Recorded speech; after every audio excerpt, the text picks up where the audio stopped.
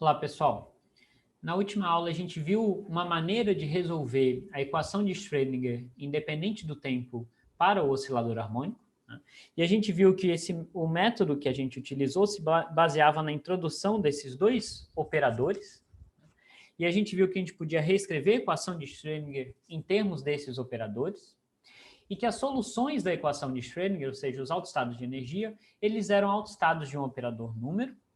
E além disso, a gente viu que o autoestado de menor energia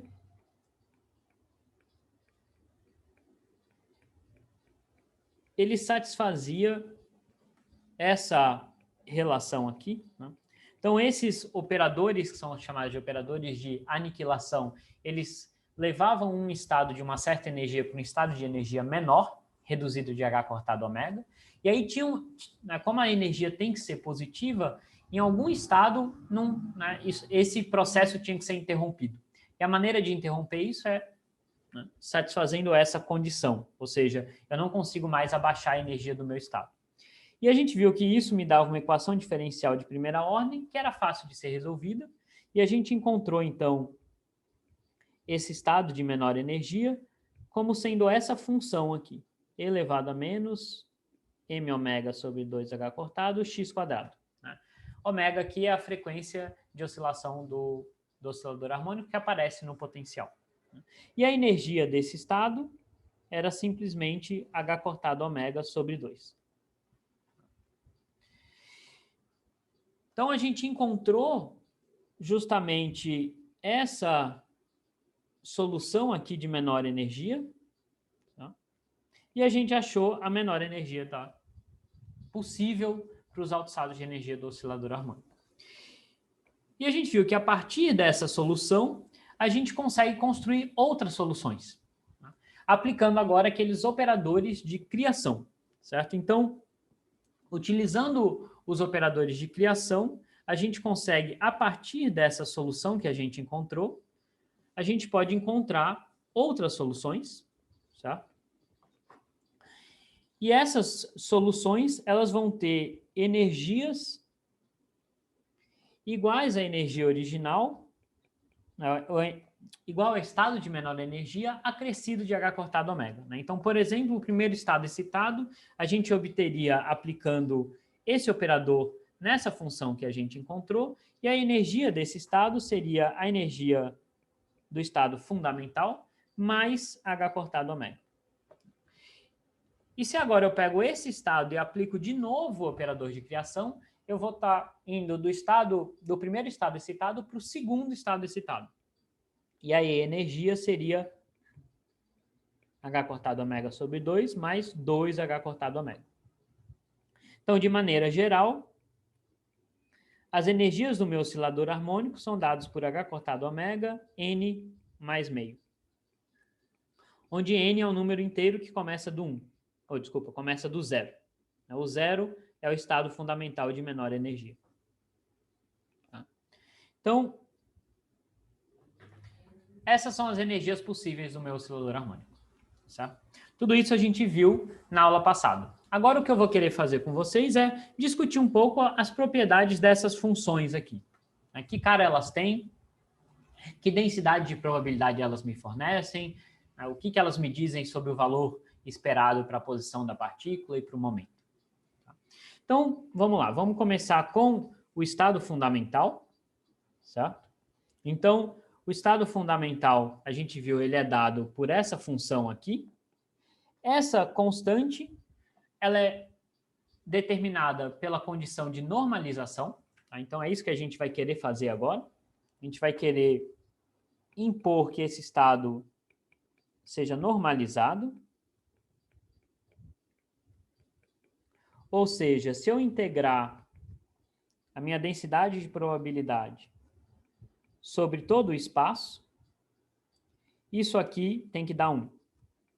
Ou seja, a probabilidade de encontrar a partícula em qualquer lugar do espaço tem que dar 1. E aí, se eu faço essa conta, né, esse a quadrado eu vou assumir que é um número real, ele pode ser um número real, não tem problema nenhum. E aqui eu vou ter integral de menos infinito até infinito. A minha função aqui, ela é uma função real, então o módulo ao quadrado dela vai ser também real, vai ser simplesmente ela ao quadrado. E aí, quando eu elevo a minha exponencial ao quadrado, eu multiplico o argumento por 2. Então, aqui vai aparecer menos m ômega sobre h cortado vezes x quadrado. Então, aquele 1/2, esse 1/2 aqui, desaparece. E aí, essa é uma integral gaussiana, tá? Que vai aparecer diversas vezes quando a gente está calculando propriedades do oscilador harmônico. E o resultado dessa integral dá para mostrar, né? Enfim, não vou mostrar aqui para vocês, mas dá para mostrar que o resultado é 2πh cortado sobre m ômega. Tá? Na verdade, tem um errinho aqui, é πh cortado sobre m ômega. E tudo isso daqui tem que ser igual a 1. Ou seja, né, para esse produto a ao quadrado vezes isso aqui, para que isso seja igual a 1, o meu A vai ter que ser m ômega sobre πh cortado elevado a 1/4. Certo? Então, agora a gente chega numa expressão explícita para a função de onda de menor energia, que vai ser m ômega sobre πh cortado 1/4, exponencial de menos m sobre 2h cortado x ao quadrado. Essa é a minha função de onda para o estado fundamental agora, certo? Com todos os parâmetros bem determinados. E qual que é a cara dessa função de onda? Bom, a gente lembra que a função de onda me dá uma densidade de probabilidade. Então, se eu calculo o módulo ao quadrado dessa função de onda, né, nesse caso ela é real, então é simplesmente a função ao quadrado. Se eu calculo isso daqui, eu vou ter essa expressão aqui. Tá? E aí, a minha densidade de probabilidade, ela tem essa cara aqui. Tá? Então, ela é máxima quando x for 0. Tá? Então, a partícula está centrada na origem, a maior probabilidade é de encontrar ela na origem, mas ela decai quando x vai para mais infinito ou menos infinito. Tá? Eu estou representando aqui também a minha energia potencial e a minha energia mínima, que não é 0, é h cortado ômega sobre 2. E o que a gente vê aqui, dos resultados interessantes, é que a minha função de onda, ela se prolonga aqui no meu eixo x. No caso clássico, o que acontecia? A minha partícula, ela ficava sempre presa entre o intervalo mais x máximo e menos x máximo. Né? Então, a amplitude de oscilação dela era bem determinada por esse intervalo aqui. Certo? Então, a gente discutiu isso quando a gente analisou o caso clássico e a gente viu que, dependendo da energia, né, da minha partícula, por exemplo, se fosse essa energia 1, a minha partícula ia ficar oscilando entre menos x1 e mais x1. No caso quântico, a minha densidade de probabilidade, ela continua, né, ela não vai a zero nesse menos x1 e mais x1, ela continua além desses pontos. Né? Então, tem uma probabilidade de encontrar a minha partícula além desses extremos. Tá? O que é um resultado puramente quântico. Outra coisa que a gente tem que tomar muito cuidado aqui também é que a gente está lidando com autoestados de energia. Né? Então, deixa eu só, antes de discutir isso, deixa eu só reforçar isso daqui, né? Então, no caso quântico, né, a probabilidade de encontrar minha partícula além, por exemplo, desse ponto de retorno clássico, ela é maior do que 0. Tá? Ou seja,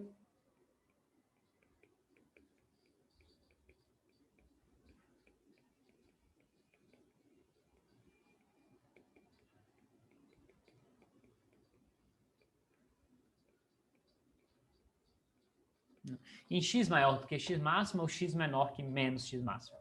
Então, agora eu posso encontrar partícula, por exemplo, nessas regiões aqui, que é o que a gente chama de região classicamente proibida. Né? A partícula nunca poderia ir lá se ela fosse clássica, mas nesse caso, quântico, ela pode.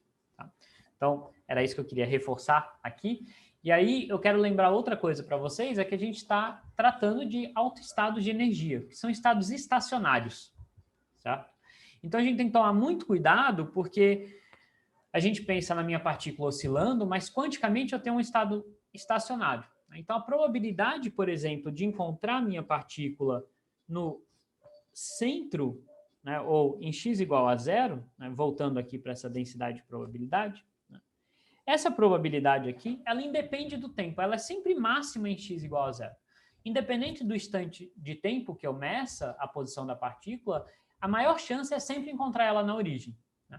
Então, isso não está representando uma partícula indo e voltando. Né? Porque uma partícula indo e voltando, às vezes eu ia ter alta chance de encontrar ela na origem, quando ela está passando pela origem, e às vezes essa chance ia ser muito pequena quando ela estivesse fora da origem, né? Quando ela estivesse perto dos extremos de oscilação. Tá? Então, a gente tem que tomar muito cuidado que essas soluções de estados estacionários, né, elas têm essas propriedades, né, de, enfim, terem energias bem definidas, mas a probabilidade independe do tempo. Né? Então, eu tenho que quebrar um pouco com aquela ideia de uma partícula indo e voltando. Né? Isso aqui está mais próximo de uma onda estacionária do que uma partícula que vai e volta. Tá? Se eu quiser representar, de fato, se eu quiser ter um estado onde eu tenho uma probabilidade que depende do tempo, eu posso, né, criar combinações lineares desses autoestados de energia. E aí isso vai estar, sim, representando um estado de uma partícula que vai e volta. Tá? Mas não é o caso das soluções estacionárias. Tá bom? Então, agora vamos discutir, né, vamos olhar para o primeiro estado excitado. Certo? O primeiro estado excitado, a gente sabe como construir. Tá? O que a gente tem que fazer é aplicar aquele operador de criação no estado fundamental. Né? Então, essa é a grande vantagem desses operadores, eles me permitem construir essas soluções. Certo? Uma observação importante aqui, que eu não mencionei na aula passada, mas que a gente tem que prestar atenção, é que o resultado dessa operação não necessariamente está normalizado. A gente ainda assim tem que normalizar essa função de onda aqui que a gente encontra. Tá? Então, a gente lembra quem que é esse operador, né? Um operador meio chato, mas enfim. Ele é dado por essa expressão aqui, m-ω sobre 2h cortado x menos h cortado sobre m-ω d dx. Tá? Então, eu tenho que aplicar ele na minha função de estado fundamental. Né? Ou seja, o meu primeiro estado excitado, eu vou incluir aqui uma constante de normalização que pode absorver todas as outras constantes que vão aparecer aqui, porque no final o que vai realmente fixar o valor dela é a condição de normalização, então tudo que for constante eu vou jogar dentro dela. Tá? Então, por exemplo, essa constante aqui eu vou jogar dentro dela também. Tinha aquela constante de normalização do φ0 que eu também vou jogar dentro dela. Tá? No final das contas, ela vai ser fixada pela normalização do φ1. Então, isso aqui vai ser x menos h cortado sobre m ω, d dx, aplicado na minha função do estado fundamental, que é e menos m ω sobre 2h cortado x quadrado. De novo, tinha uma constante aqui que eu absorvi nessa linha. Então, o que eu preciso fazer é simplesmente essa operação, e aí eu vou ter a função de onda no meu estado excitado, no meu primeiro estado excitado, a menos da normalização. Então, é só fazer essa conta aqui, né? Eu vou multiplicar a minha função por x. Então, eu vou deixar esse x aqui, que a gente vai ver que a gente vai simplificar. E aí eu tenho que aplicar a derivada nessa função. Tá? Então, quando eu aplico a derivada na minha função, vai cair justamente esse, né, pela regra da cadeia, esse exponente aqui, esse coeficiente aqui, vezes 2x. Tá? Então, isso aqui vai me dar mais h cortado sobre m ω, porque vai ter um menos do coeficiente que vai cair, né? Então o coeficiente é m ω sobre 2h cortado, 2x, vezes a própria função, que eu já vou colocar em evidência aqui. E aí eu vejo que essas coisas simplificam bastante, por isso que eu já deixei tudo dentro do parênteses. Tá? E aí a minha função de onda, então, do primeiro estado excitado, vai ser simplesmente 2a' vezes e menos m ω sobre 2h cortado, x ao quadrado. Certo? Então, essa é a minha função de onda do primeiro estado excitado. certo? Acabei de ver que tem um errinho aqui na minha conta. Um errinho bobo, mas tem um errinho, né? Não. Acho que... Deixa eu ver. A derivada disso daqui está aqui. Menos com mais. Cai um 2x. Esse 2 cancela com esse 2. Dá x e x. Tá certinho. Não esqueçam que eu falei. Tá certo o resultado. O que eu preciso fazer agora é normalizar essa função de onda. Então, eu tenho que impor a condição de que a integral dela sobre todo o espaço seja 1. Tá? Então, a gente vai fazer isso.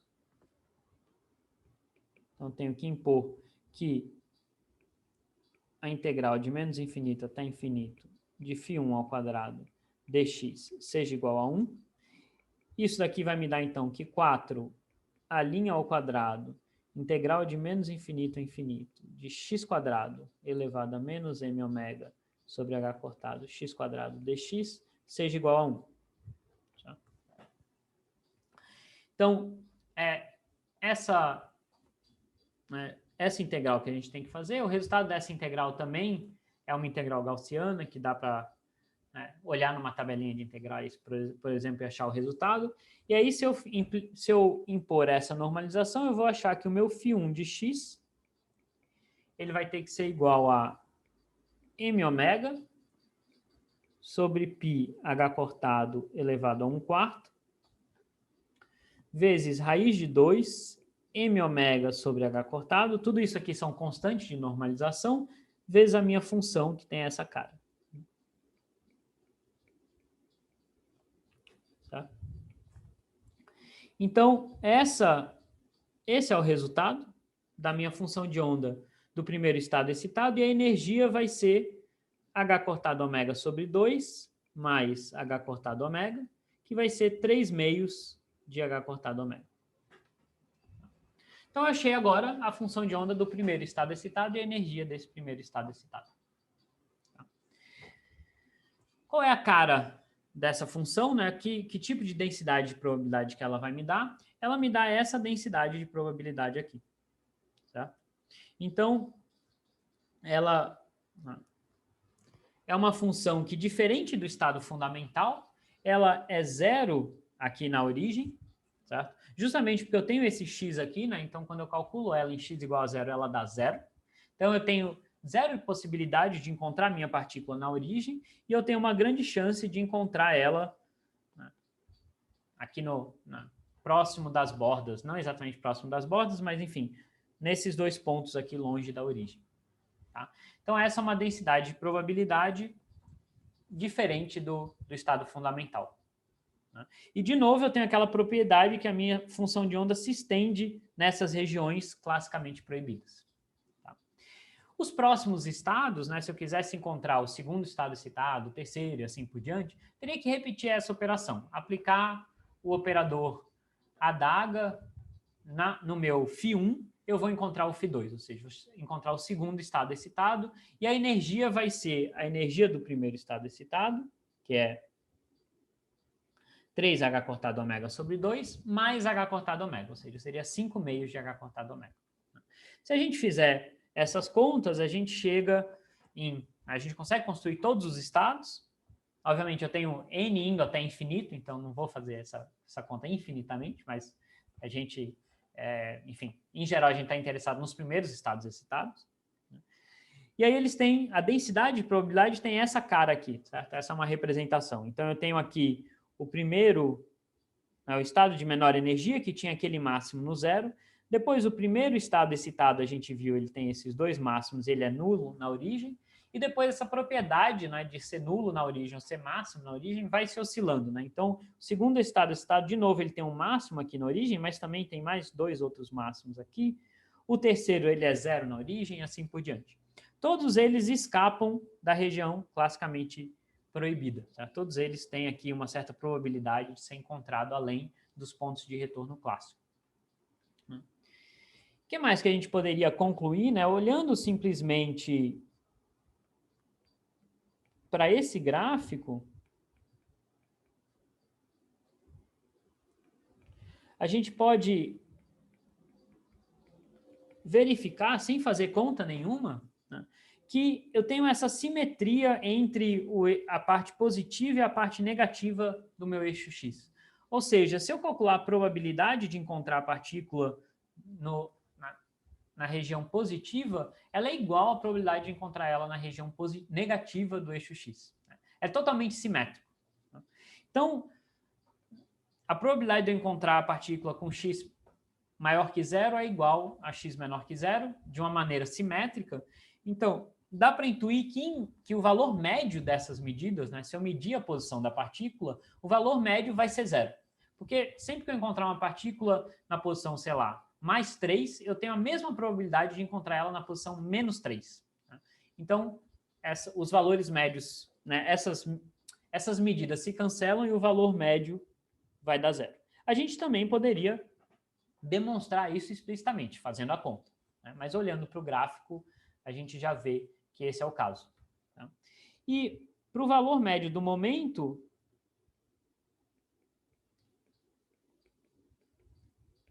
dá para mostrar algo idêntico também, um pouco mais difícil de mostrar, mas também dá para mostrar que isso aqui também, em média, vai ser zero.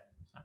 Não quer dizer que a partícula está parada, só está dizendo que metade das vezes você encontraria a partícula indo numa direção e a outra metade na direção oposta. De certa maneira parecida com o poço de potencial infinito.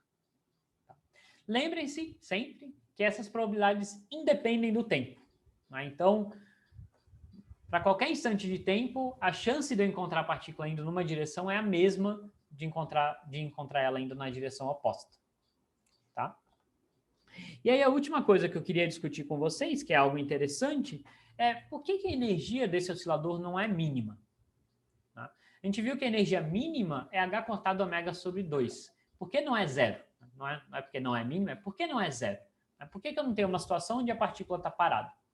Isso vem do princípio de incerteza.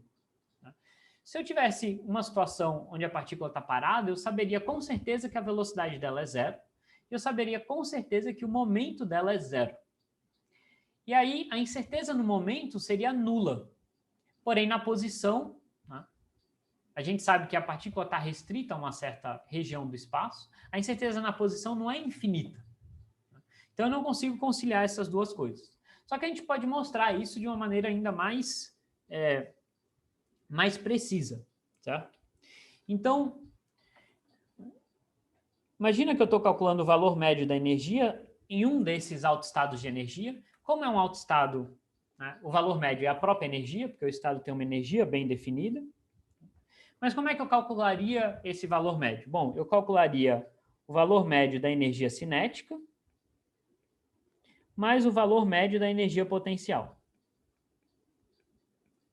Então, o que eu precisaria fazer, né? Esse 1 sobre 2m eu posso tirar do valor médio, né? Então, isso me dá 1 sobre 2m valor médio de p quadrado, mais m ômega ao quadrado sobre 2, valor médio de x quadrado. E olhem que interessante, né? A gente acabou de ver, ou eu falei para vocês, que os valores médios de p e de x são nulos. O que isso quer dizer? Isso quer dizer, então, que a incerteza no x é simplesmente raiz quadrada de x quadrado, né, do valor esperado de x quadrado. Teria um outro termo aqui, que seria menos valor médio de x elevado ao quadrado, mas esse valor médio é nulo. Tá? E a mesma coisa para o p. Isso aqui seria a raiz de p ao quadrado, né, do valor esperado de p ao quadrado. E daí? Né? Bom, se eu olhar, então, para o valor médio da minha energia, que é justamente o valor da energia do estado, eu vejo que eu consigo escrever ele em termos das incertezas do momento e da energia. Ou do momento e da posição. Certo? Então, isso é matematicamente correto, certo? A energia total do sistema, então, ela depende tanto da energia do momento quanto da energia na posição. O único jeito de eu zerar essa expressão, ou seja, da energia mínima ser nula, é se os dois forem zeros, porque eles são números positivos. Ou seja, isso iria contra o princípio da incerteza, que me diz que a ΔP vezes ΔX tem que ser sempre maior ou igual a H cortado sobre 2. Tá? Então, E igual a zero significaria que ΔP e ΔX são nulos, e isso viola o princípio da incerteza.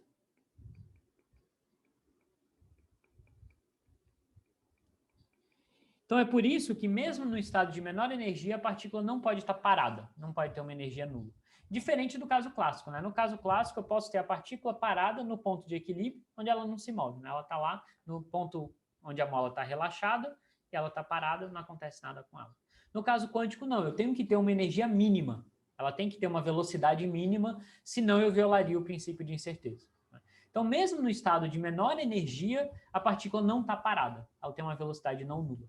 Então, esse é um resultado muito importante. Né? Isso nos diz, inclusive, né, para sistemas com várias moléculas, vários átomos, que se eu abaixar a temperatura do sistema, né, eu posso ir tirando energia, tirando energia, tirando energia, eu sempre vou chegar numa temperatura mínima, que não vai ser nula, porque eu não consigo fazer com que essas partículas fiquem completamente paradas, justamente por causa do princípio de incerteza. E nesse caso do oscilador harmônico, por causa da forma do potencial, a gente ainda pode analisar um ponto a mais, que é o que acontece se eu, tudo bem, eu não quero violar o princípio de incerteza, né? Eu não quero que ΔP e ΔX sejam zero, mas e se eu assumir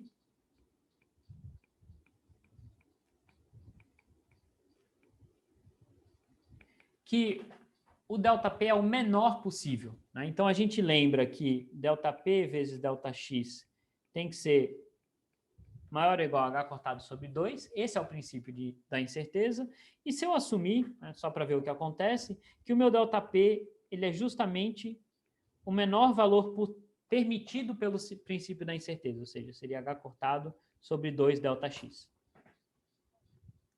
O que acontece? Então, não estou violando o princípio da incerteza, mas eu estou usando o menor valor possível para o ΔP.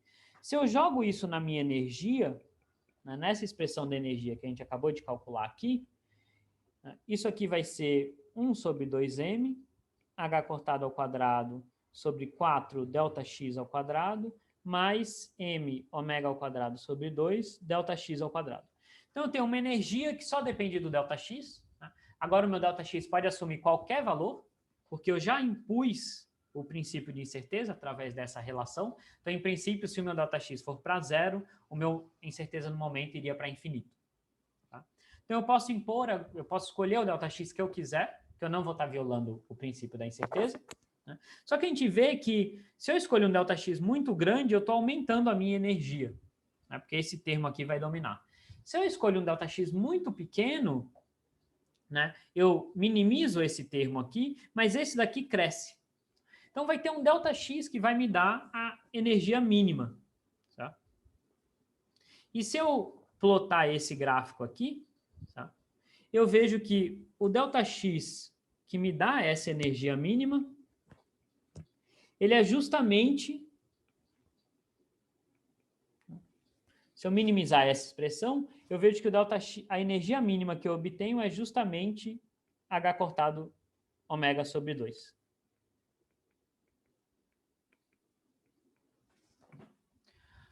O que isso está me dizendo? Está me dizendo simplesmente que o estado de menor energia do oscilador harmônico é aquele onde eu tenho a menor incerteza para o momento.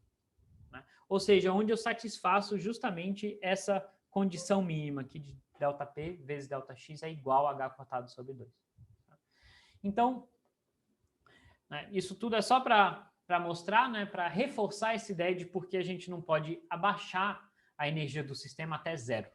Né? Então, por isso que a gente fala, né, que a física quântica não nos permite chegar na temperatura zero absoluto, porque eu tenho essa energia mínima que eu não consigo ir abaixo dela, senão eu estaria violando o princípio de incerteza.